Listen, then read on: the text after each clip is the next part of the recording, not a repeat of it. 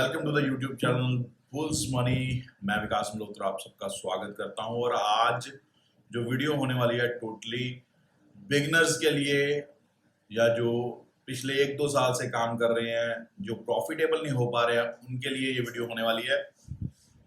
Basically इस video में हम बात करने वाले हैं how to avoid loss in stock market.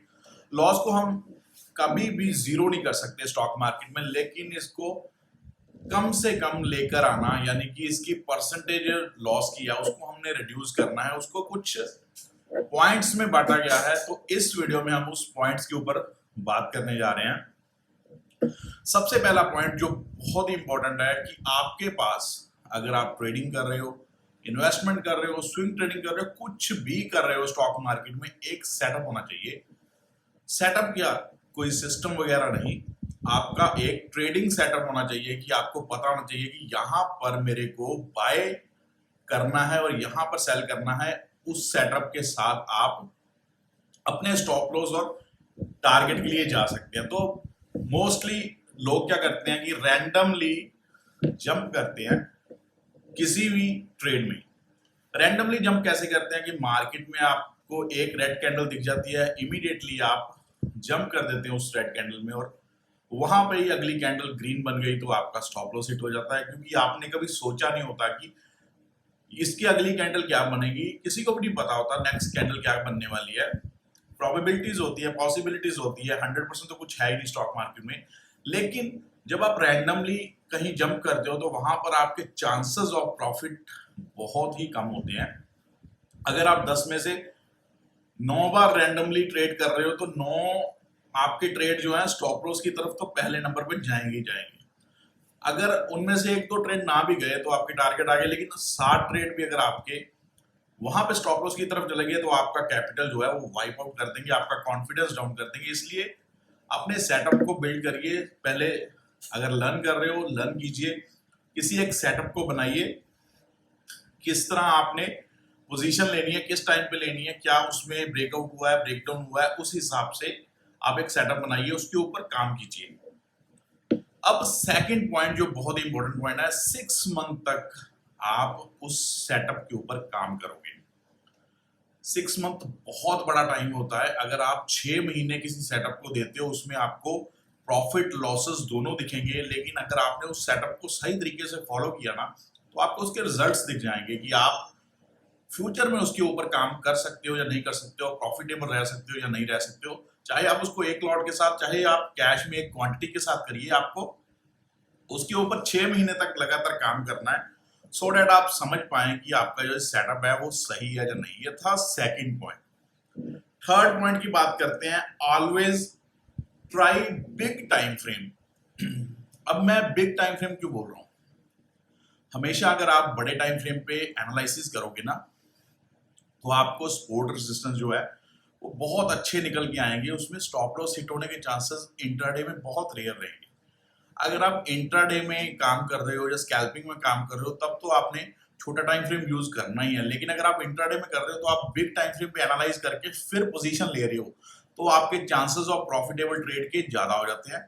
इसलिए हमेशा आप ट्राई करा करो, अगर इंट्राडे में काम कर रहे हो तो 1 आवर के टाइम फ्रेम पे एनालिसिस करके या 30 मिनट के टाइम फ्रेम पे एनालिसिस करके आप अपने ट्रेड को आगे लीजिए और उसमें फिर वेट कीजिए आप अपने स्टॉप लॉस और टारगेट के साथ। फिर आपकी जो एक्यूरेसी लेवल होगा ना वो डिफरेंट होगा। नेक्स्ट पॉइंट है अपने रिस्क को मैनेज करना। अब आपने रिस्क मैनेज करना है, उसके लिए आपको टारगेट और स्टॉप लॉस जो है वो फाइंड आउट करना है। अब सबसे बड़ी प्रॉब्लम क्या रहती है लोगों की, स्टॉप लॉस जो है ना वो हिट करके उसके बाद टारगेट की तरफ चले जाती है मार्केट, यानी कि आपका स्टॉप लॉस बिल्कुल गलत रहता है। अगर आपका भी स्टॉप लॉस गलत रहता तो मैं आज आपको बताने वाला हूं कि आपका स्टॉप लॉस कैसे सही होगा। अगर आप ट्रेड कर रहे हो एग्जांपल के तौर पे 19,700 की कॉल पे निफ्टी की, और आपने जो स्टॉप लॉस लगाया वो कॉल चल रही है 50 रुपए पे, आपने 30 रुपए का स्टॉप लॉस लगा दिया, ठीक है जी, और वो स्टॉप लॉस 30 का हिट कर गया, लेकिन जो मार्केट एनालाइज था आपका वो मार्केट वहां तक पहुंची नहीं जहां तक आपका स्टॉप लॉस था निफ्टी के ऊपर। तो अब आपने करना क्या है, आपने जब भी ट्रेड लेना है आपने पहले तो निफ्टी का चार्ट और उसके बाद अपने ऑप्शन का चार्ट पहले मिला के देखिए क्या वो दोनों एक साथ चल रहे हैं, अगर एक साथ चल रहे हैं तो आपने निफ्टी का जो स्टॉप लॉस है उसको आपने रखना है, ना कि अपने ऑप्शन के कॉल या पुट का ऑप्शन जो है उसके चार्ट पे आपने स्टॉप लॉस कभी नहीं लगाना है।